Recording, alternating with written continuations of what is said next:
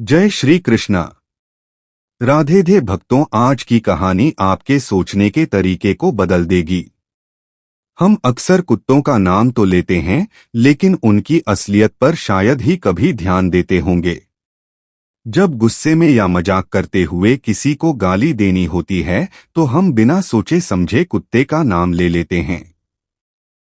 क्या कुत्ता सच में इतना कुछ है? इतना गया गुजरा है? हमने कभी यह नहीं सोचा कि वह भूखा प्यासा हमारे घर के दरवाजे पर पड़ा रहता है और हम उसे अनदेखा कर देते हैं।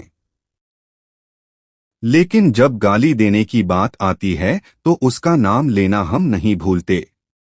इसीलिए आपसे निवेदन है कि बस कुछ मिनट निकालकर इस कहानी को ध्यान से सुनिए।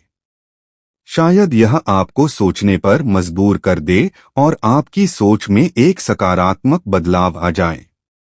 भक्तों, एक नगर में रामू नाम का व्यक्ति रहता था।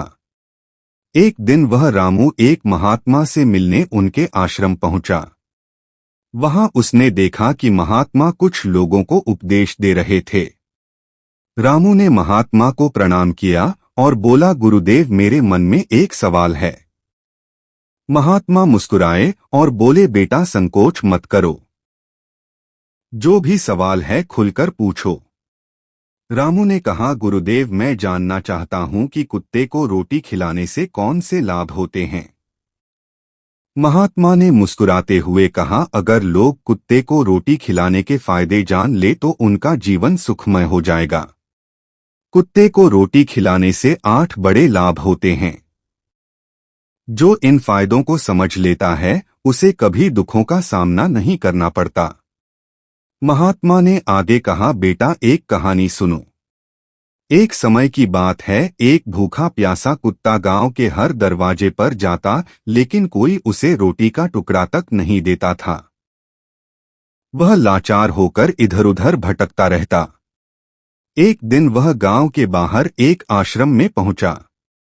उसने आश्रम के मुनिवर से प्रार्थना की, हे मुनिवर, मैं बहुत भूखा हूं, कृपया मुझे रोटी का एक टुकड़ा दे दीजिए। मुनि ने पूछा, क्या तुम्हें गांव में किसी ने रोटी नहीं दी? कुत्ता बोला, मुनिवर, मैं क्या कहूं, कोई मेरी बात समझता ही नहीं। मुनि ने सहानुभूति से कहा, बेटा, तुम्हारी पीड़ा मैं समझ सकता हूं, बताओ क्या हुआ। कुत्ते ने कहा, हमारे पास ना घर होता है, ना कमाने का कोई साधन। हमें कपड़े पहनने या पढ़ने लिखने का ज्ञान नहीं है।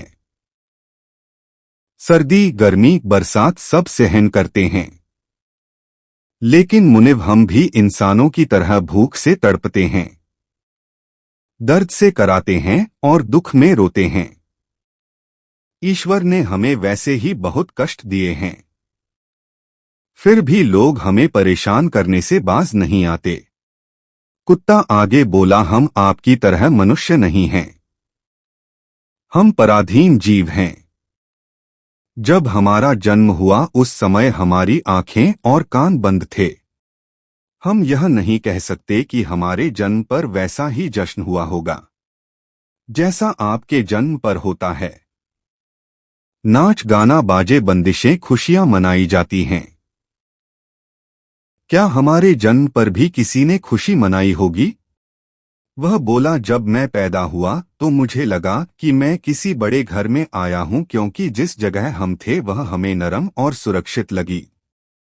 लेकिन जब आंखें खुली तो देखा कि हमारी माँ, जिसे आप लोग कुतिया कहते हैं, हमें अपनी छाती से लगाकर एक पुराने कपड़ों के ढेर पर लेटी थी।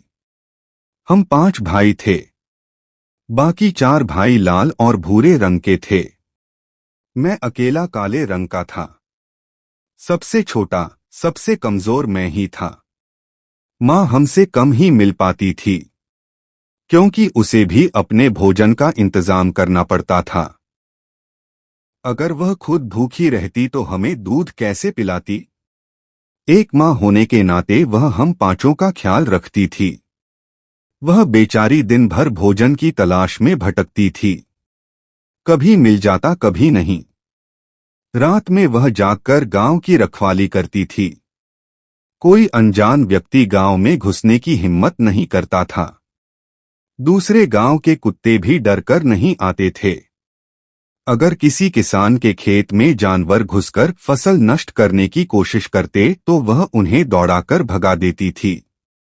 इतना सब करने के बाद भी गांव के लोग हमारी मां को भोजन तक नहीं देते थे। मजबूरी में उसे कभी कभी छीना झपट्टी करनी पड़ती थी। अगर लोग उसे ऐसा करते देख लेते तो लाठी डंडों से पीट कर भगा देते। कई बार तो बेचारी भूखी प्यासी ही रह जाती थी। हे मुनिवर, भूख तो हमें भी आपकी तरह ही लगती है। ऊपर से हमारी मां को हमारी भी चिंता रहती थी। वह हमारी देखभाल के लिए हमेशा परेशान रहती थी। गांव वालों को देखकर भी उसका दिल नहीं पसीजता था। मजबूरी में वह चोरी से घरों में घुस जाती थी और कुछ खाने को मिल जाता तो वहीं खाकर अपनी भूख मिटाती थी। लेकिन कई बार लोग उसे ऐसा करते देख लेते तो लाठी डंडे लेकर उसके पीछे पड़ जाते। कुछ निर्दयी लोग तो उसे घर में बंद करके पीटते भी थे। हमारी मां का बुरा हाल कर देते थे। हे मुनि, हमारी मां ने किसी का क्या बिगाड़ा था? उसने सिर्फ भूख मिटाने के लिए भोजन चुराया था। चोरी करने का उसे कोई शौक नहीं था। पर पापी पेट हमें यह सब करने के लिए मजबूर कर देता है। एक दिन की बात है। बहुत जोरदार बरसात हो रही थी। बोले गिर रहे थे और ठंडी हवा चल रही थी। उस कड़ाके की ठंड में ठिठुर कर हमारे 3 भाई मर गए। उस दिन हमारी मां बहुत रोई थी। लेकिन मनुष्यों ने हमारी पीड़ा को नहीं समझा क्योंकि उनके बच्चे थोड़े ही मरे थे। कुत्ता आगे बोला, है मुनिवर, अब हम सिर्फ 2 भाई रह गए थे। मां हम दोनों की अच्छे से देखभाल करने लगी। एक दिन उसी गांव में एक सेठ के घर दावत थी। वहां कई तरह की मिठाइयां बन रही थी। सेठ जी के घर बहुत से मेहमान आए हुए थे। मां खाने की तलाश में बार बार वहां जाती थी। लेकिन लोग उसे दुत्कार कर भगा देते थे। किसी को उस पर इतना भी तरस नहीं आया कि उसे एक रोटी दे दे। एक रोटी देने से उनका क्या बिगड़ जाता? मेरी मां बार बार सेठ जी के आंगन में जाती और दूर खड़ी खड़ी देखती रहती। जब दावत शुरू हुई और भोजन परोसा जाने लगा तो वह भी वहीं जाकर पूंछ हिलाने लगे। तभी भोजन परोसने वाला आदमी किसी काम से भीतर चला गया। मेरी मां दबे पांव रोटी लेने के लिए आगे बढ़ी। लेकिन तभी दूसरे आदमी ने उसे देख लिया और चारों ओर से लोग चिल्लाते हुए उसकी तरफ भागे। मेरी मां घबरा गई और भागने लगी। लेकिन उसे वहां से निकलने का कोई रास्ता नहीं मिला क्योंकि सामने से लोग लाठी डंडे लेकर आ रहे थे।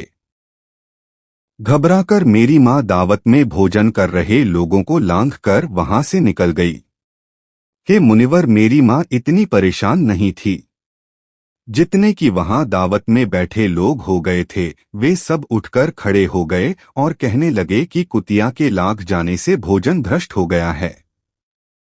वे आपस में चर्चा करने लगे, अब क्या किया जाए क्योंकि खाना खराब हो गया है। सेठ जी तो फूट फूट कर रोने लगे। कुछ लोग कह रहे थे, भाई कुतिया के लाग जाने से भोजन खराब कैसे हो गया? उसने खाने में मुंह थोड़ी डाला है। वह तो बस ऊपर से लांघ कर गई है। शहरों में लोग तो कुत्ते पालते हैं।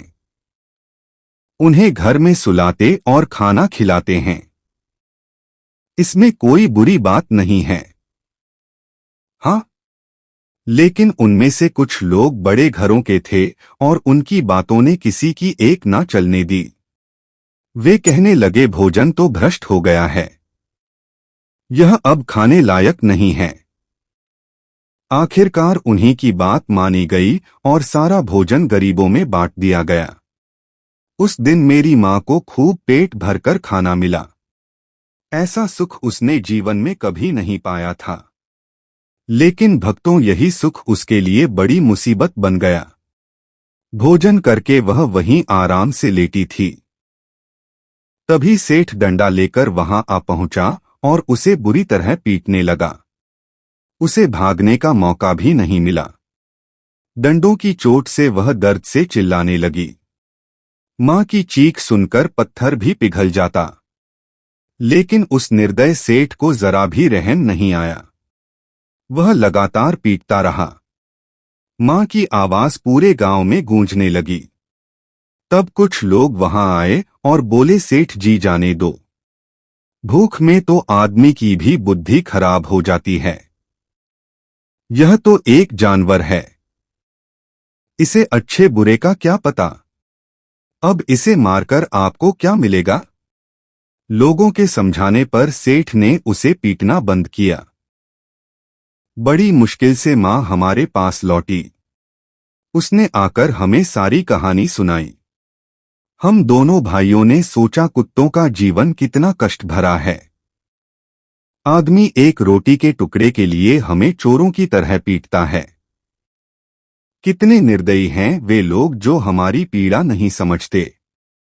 फिर वह कुत्ता कहता है, हे मुनिवर, एक दिन की बात है। उसी गांव के बाहर एक ब्राह्मण ठहरा हुआ था। उसने अपने भोजन के लिए एक जगह चूल्हा बनाया और दाल चढ़ा दी। इसके बाद उसने आटा गूंद कर रख दिया और कुएं पर पानी लेने चला गया। इधर मेरी मां घूमते घूमते वहां पहुंच गई। उसने आटा देखा और सोचा कि शायद इसका कोई मालिक नहीं है। यही सोचकर वह आटा खाने लगी। उधर ब्राह्मण ने कुएं से देखा कि उसका आटा एक कुतिया खा रही है। वह दुखी होकर रोने लगा, क्योंकि वह भी 2 दिन का भूखा और थका हुआ था। कुछ लोग कहने लगे, अरे ब्राह्मण देवता, इस कुतिया ने आपका भी आटा खराब कर दिया। कल इसने सेठ जी की रसोई भी बिगाड़ दी थी। ब्राह्मण दुखी होकर बोला, भाई मुझे क्या पता था कि यह दुष्ट कुतिया मेरे आटे के पीछे पड़ी है। फिर ब्राह्मण ने लाठी उठाई और मेरी मां पर टूट पड़ा। मां ठीक से आटा भी नहीं खा पाई थी, लेकिन लाठियों की मार उस पर बरस पड़ी। महीनों तक वह लंगड़ाती हुई घूमती रही।